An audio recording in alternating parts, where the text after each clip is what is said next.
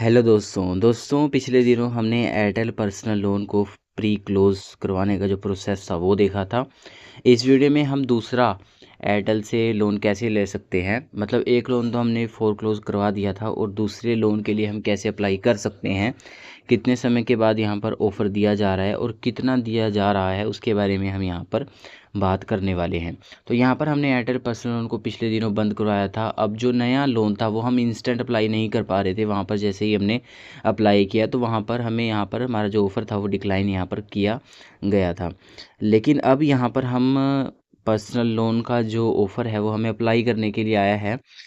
मिलता है या नहीं मिलता हम लाइव अप्लाई करके आपको दिखाने वाले हैं। तो इंस्टेंट लोन पर यहाँ पर हमें क्लिक करना है। ये एयरटेल थैंक्स की एप्लीकेशन है और यहाँ पर इंस्टेंट लोन पर हम क्लिक कर देंगे। अब देखिए जैसे ही इंस्टेंट लोन पर हम क्लिक करेंगे तो हमारे पास यहाँ पर पर्सनल लोन का जो अप्लाई करने का यहाँ पर ऑप्शन है वो आ चुका है। पहले ये नहीं आ रहा था इंस्टेंट, लेकिन यहाँ पर 1 महीने का वेट करने के बाद यहाँ पर ये जो ऑप्शन है हमें आ चुका है। तो हम अप्लाई नाउ पर क्लिक करेंगे। उससे पहले हमें पूछा जा रहा है कि आप कितना लोन हमें यहाँ पर जो है लेना चाहते हैं। तो हम यहाँ पर इसको चाहें तो जितना मर्ज़ी कर सकते हैं। मैक्सिमम यहाँ से आप 9 लाख तक का जो लोन है वो अप्लाई कर सकते हैं।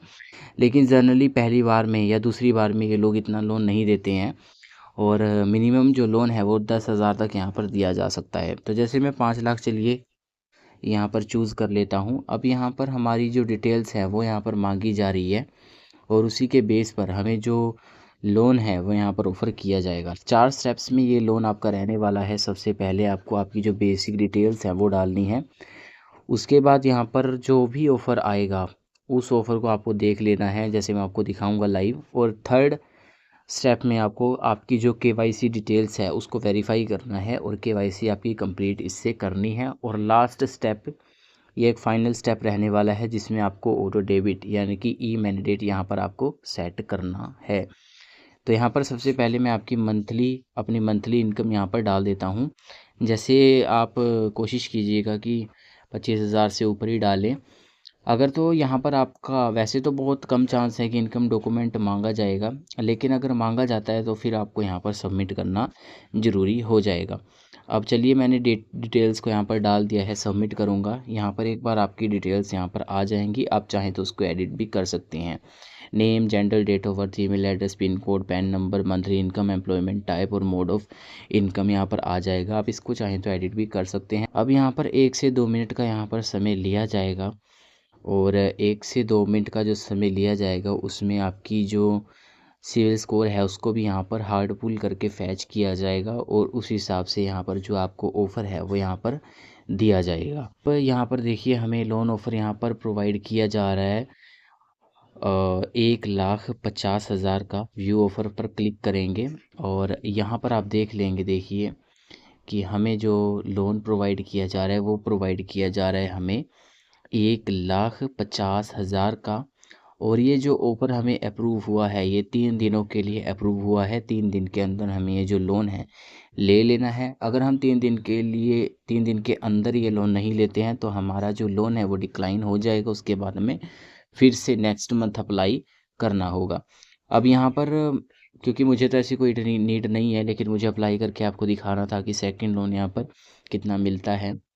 और मैं आपको डिटेल यहाँ पर दिखा देता हूँ। जैसे मान लीजिए मैं इस लोन को लेता हूँ 24 महीनों के लिए। 1,50,000 का ये लोन है, 24 महीनों के लिए आपको दिया जा रहा है। और डिसवर्स अमाउंट जो रहेगी वो रहेगी 1,43,000 रुपये। प्रोसेसिंग फीस चार्ज की जाएगी 6,992 रुपये। इस केस में ये प्रोसेसिंग फ़ीस आपका अलग अलग होगी क्योंकि ये फ़िक्स नहीं होती है। ये लोन अमाउंट के 3 से 4% ली जाती है। लोन अमाउंट रहेगी 1,50,000 रुपये। EMI जो ली जाएगी वो ली जाएगी 7,744 रुपये पर मंथ। लोन ड्यूरेशन आपका रहेगा 24 महीनों का। और जो नेट पेबल अमाउंट रहेगी वो रहेगी 1,85,874 रुपये। अब ये जो लोन अमाउंट है इसको कम भी कर सकते हैं, 30,000 मिनिमम यहाँ पर किया जा सकता है। अब जैसे ही इसको सबमिट करेंगे तो उसके बाद मैं सबमिट नहीं करूँगा क्योंकि यहाँ पर मुझे ये लोन नहीं चाहिए। खाली आपको डिटेल देने के लिए आपको यहाँ पर वीडियो बनाई थी, लेकिन यहाँ पर लोन लिया हुआ है मैंने, तो मैं आपको बता देता हूँ। इसके बाद हमें यहाँ पर KYC डिटेल्स को वेरीफाई करना होगा। थर्ड स्टेप रहेगा जिसमें कि आपका आधार कार्ड यहाँ पर नंबर डालकर आपको डिजिटल केवाईसी करनी होगी। और लास्ट स्टेप रहेगा ई मैंडेट का। और इस पूरे जो 4 स्टेप रहेंगे इनमें कहीं भी इनकम डॉक्यूमेंट आपको देने की ज़रूरत यहाँ पर नहीं रहेगी। बहुत रेयर चांस रहेंगे कि आपको इनकम डॉक्यूमेंट यहाँ पर देना पड़े, बाकी तो बहुत मतलब कि कम चांस है कि इनकम डॉक्यूमेंट यहाँ पर आपको लगेगा। तो ये था एयरटेल पर्सनल लोन जो हमने पिछले साल भी लिया था और फोरक्लोज करके भी आपको दिखाया था। और ये दूसरा लोन हमें मिला है। पिछला लोन जो हमें मिला था वो 1,09,000 का मिला था।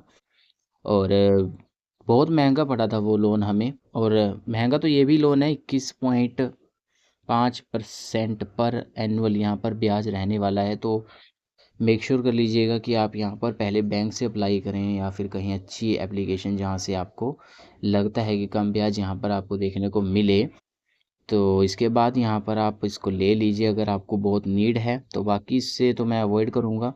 तो बस यहाँ पर 24 से 48 घंटों के अंदर जैसे ही आप अप्लाई करेंगे तो आपका जो लोन है वो आपके बैंक अकाउंट में सेंड कर दिया जाता है। तो इतना समय यहाँ पर लगता है। और फोरक्लोज हमने किया था 1 से 1.5 महीने पहले, तो यहाँ पर अब हमें यहाँ पर जाके लोन मिला है। तो यही बताना था इस वीडियो में आपको।